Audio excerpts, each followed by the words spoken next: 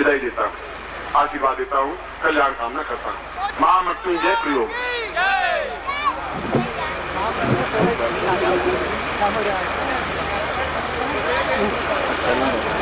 देखिए, आप सामग्री आप हमारे स्टॉल से ले लें। पैकेट देखिए,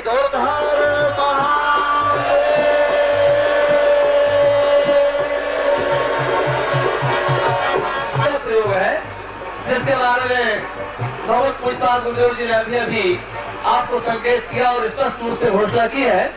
वो महामृत्युंजय पैकेट जो अभी आप लेकर के बैठे हैं उसको खोल करके बैठना है, उस पैकेट को लेकर के बैठना है। साधन के कार्ड वाला पैकेट नहीं खोलना है। पहले दीक्षा होगी उसका प्रयोग। ये माइक चालू करो गुरुदेव वाला।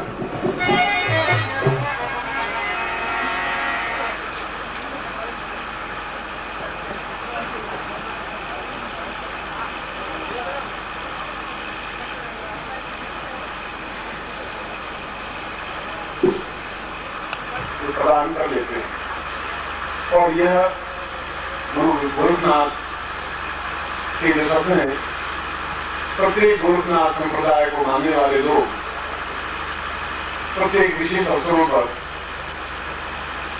अपने जो भी उस गद्दी के जो व्यक्तित्व होते हैं, गुरु होते हैं, उनसे दीक्षा प्राप्त करते ही हैं। और गोरखनाथ की वाणी इतनी कमजोर नहीं रही होगी। उन्होंने भी अगर दीक्षा के बारे में इतनी बड़ी बात कही है तो ये बहुत बड़ी बात। और जो प्रयोग कराने जा रहा हूं वह तो अपने आप में अलौकिक है ही। तो मैंने ये कहा है कि आप स्वयं अगले 2 महीनों में देख लें कि कितना तेजस्वी यह प्रयोग है।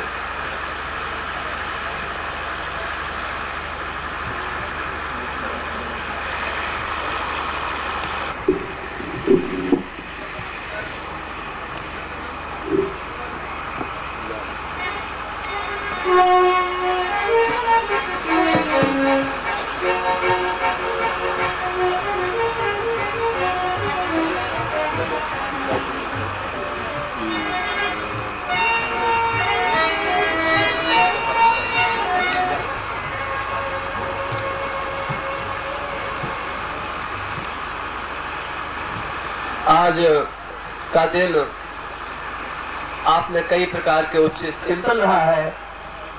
मैंने कहा एक राज्य सत्ता का केंद्र और हमारी धर्म सत्ता के सर्वोच्च केंद्र परम पूज्य गुरुदेव यहाँ पर उपस्थित हैं और ऐसे अवसर पर सिद्धाश्रम साधक परिवार का यह कर्तव्य है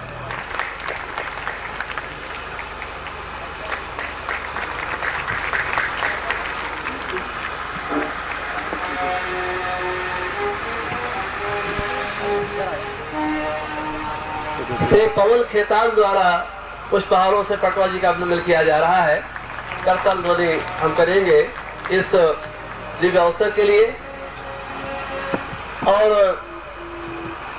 यह एक ऐसा अवसर है जब भगवत पूजपाद गुरुदेव जी, मैं पहले आपसे पटवा जी का एक संक्षिप्त परिचय आपको दे चुका हूं कि वे हमारे इस मध्य प्रदेश की पूरी राजनीति और यहाँ के पूरे विकास से उनका संबंध रहा है, सुख दुख से उनका संबंध रहा है। और ऐसे व्यक्तित्व का जब पूरा ये चिंतन ही है कि सबकी भलाई की जाए, आर्य संस्कृति के वे एक अग्रगण्य दूत हैं और यहाँ हमारी संस्कृति के सर्वोच्च प्रतीक भगवत पूजपाद गुरुदेव जी यहाँ उपस्थित हैं। उनके चरणों में हम लोग सब बैठे हुए हैं। तो माननीय पटवा जी पूज्य गुरुदेव का स्वागत श्रीफल और शाल भेंट करके करेंगे। श्री सुंदरलाल जी पटवा।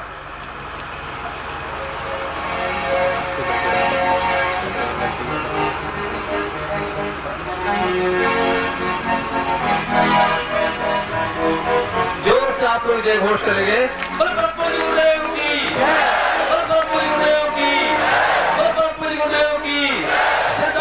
परिवार की, सिद्धार्थ परिवार की, आज के आनंद की। हर हर महादेव।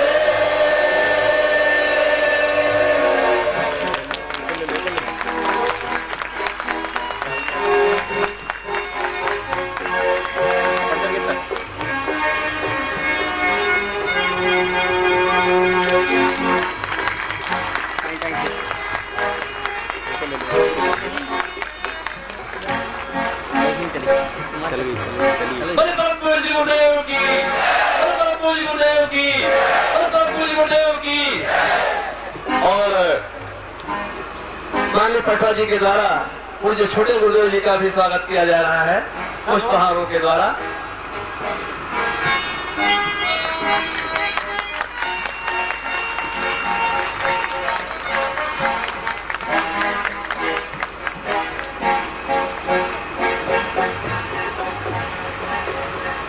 हमेशा यह ऋषि परंपरा रही है।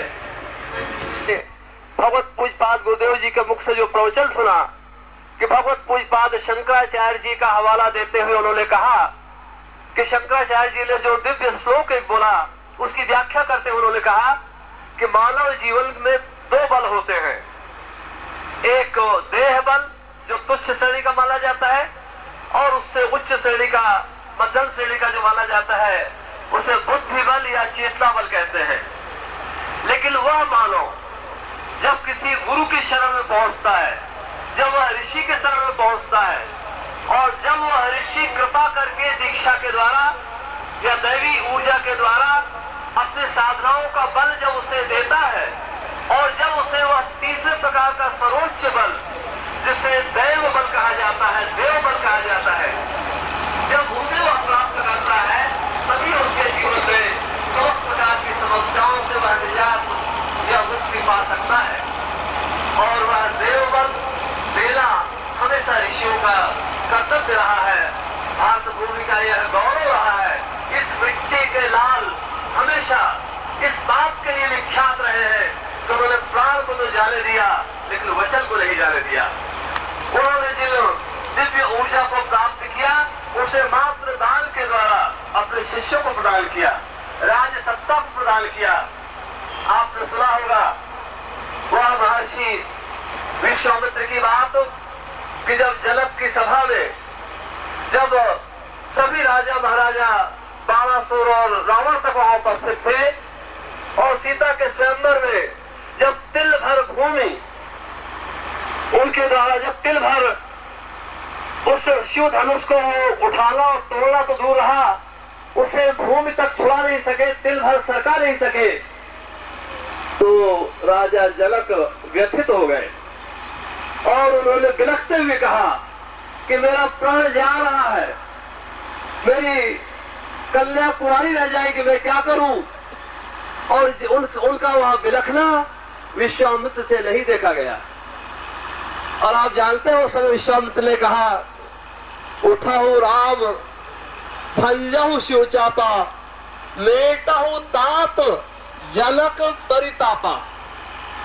उन्होंने कहा राम तुम देख रहे हो इस पृथ्वी का सबसे विद्वान राजा आज रो रहा है, उसे कष्ट है और तुम उठ करके शिव का धनुष तोड़ो और उस राजा जनक का परिताप आप तोड़ो, उसको भंग करो। ये नहीं कहा कि तुम सीता से शादी करो। राम का यही महत्व है कि उन्होंने शिव धनुष भी तोड़ा तो मुख्य उद्देश्य सीता से विवाह करना नहीं था, जनक का परिताप दूर करना था, गुरु विश्वामित्र के आज्ञा का पालन करना था। और वही विश्वामित्र वही ज्ञान चेतना उतनी ही उच्च स्तरीय चेतना को लेकर जो दिव्य गुरुदेव के रूप में हमारे सामने भगवत पूज्यपाद गुरुदेव विराजमान है, उनका तो एक एक क्षण इसी बात में बीता है। और उनका उद्देश्य यही है, चाहे वो ग्रंथ लेखन हो, चाहे ज्योतिष का कार्य हो, चाहे मंत्र तंत्र यंत्र विज्ञान पत्रिका का प्रकाशन हो, चाहे अमेरिका और ब्रिटेन आदि में यज्ञ का आयोजन हो, और चाहे छोटे से छोटे व्यक्ति से लेकर के महामहिम राष्ट्रपति महोदय तक से उनकी चर्चा का विषय हो। नित्य प्रति अपने जीवन की एक एक सांस केवल उनका यही कर्तव्य रहा है कि आपका परिताप दूर हो, एक एक मानव के कष्ट दूर हो। और ऐसे गुरु का आशीर्वाद हम सब तो ले ही रहे हैं। आज माननीय पटवा जी को भी पूज्य गुरुदेव का आशीर्वाद के रूप में गुरुदेव जी एक माला के रूप में उन्हें वह आशीर्वाद प्रदान कर रहे हैं, जिससे पटवा जी केवल राष्ट्रीय केवल प्रांतीय स्तर के एक विशिष्ट व्यक्तित्व न रहकर और आगे जीवन में सफलता प्राप्त करें और आर्य संस्कृति के एक अग्रगण्य दूत के रूप में भारतीय राजनीति में एक अच्छी स्वच्छ राजनीति, एक स्वच्छ समाज नीति और मानव मात्र की सेवा के लिए तत्पर हो सके। भगवत पूज्यपाद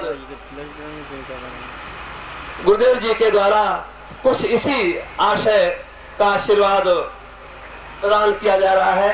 माननीय सुंदरलाल जी पटवा को करतल ध्वनि से हम सभी अभिनंदन करेंगे।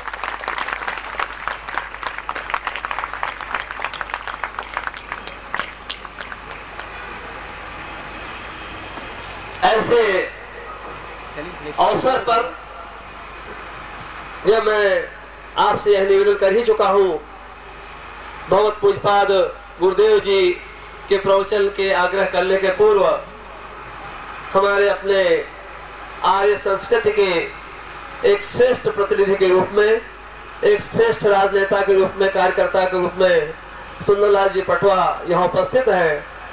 मैं उनसे आग्रह करता हूँ, एक ऐसा राजनीतिक व्यक्तित्व जिसने अपने जीवन के 50 वर्ष करीब इस क्षेत्र में लगाए हैं, आज 70 वर्ष से अधिक की उनकी आयु है। मैं माननीय पटवा जी को आमंत्रित कर रहा हूँ कि वे 2 शब्द।